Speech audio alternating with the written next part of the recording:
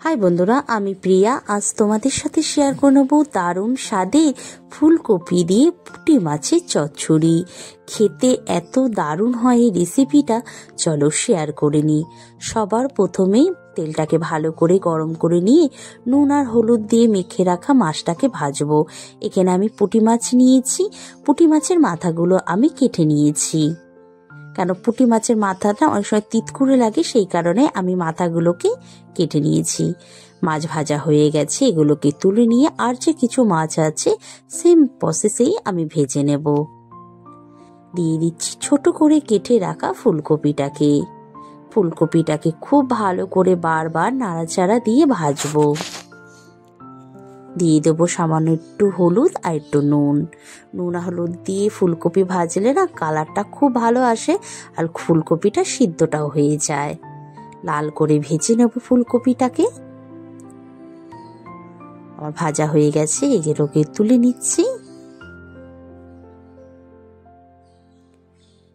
সেই তেলে দিয়ে দিচ্ছি জিরে আর একটা পেঁয়াজ কুচি।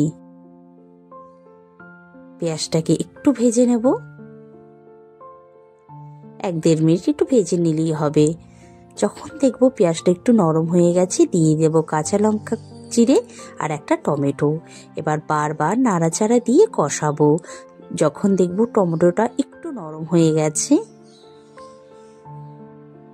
দিয়ে দেবো স্বাদ অনুযায়ী নুন, হলুদ, জিরের গুঁড়ো, ধনের গুঁড়ো আর টেস্টের ব্যালেন্স আনার জন্য একটু মিষ্টি।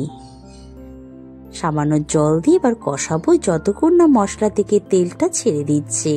জল দিয়ে মশলা কষালে মশলার কালার খুব ভালো আসে। আমাদের মশলা থেকে তেল ছেড়ে দিয়েছে, দিয়ে দিচ্ছি ভেজে রাখা মাছটা আর ফুলকপিটা। সময় একদমই লাগে না, কারণ ফুলকপিটা ভাজার সময় আমাদের মোটামুটি সিদ্ধ হয়েই গেছে। ভালো করে মিশিয়ে নিচ্ছি। দিয়ে দেবো সামান্য একটু জল, বেশি জল দেবে না, একদম শুকনো শুকনো এটা হয়। এবার গ্যাস জোরে রেখে ঢাকা দিয়ে প্রায় 3 থেকে 4 মিনিট খুব ভালো করে ফুটিয়ে নেব। যখন দেখবো জলটা পুরো সম্পূর্ণ শুকিয়ে গেছে এবং চারপাশ থেকে দেখো তেল ছেড়ে দিয়েছে, এবার গরম ভাতের সাথে এই রেসিপিটা দারুণ খেতে লাগে। একবার এই রেসিপিটা করে খেয়েও দেখবে, তোমরা নিজেরাই বলবে অসাধারণ খেতে। ভালো লাগলে অবশ্যই তৈরি করবে, আমায় জানাবে কেমন হয়েছে।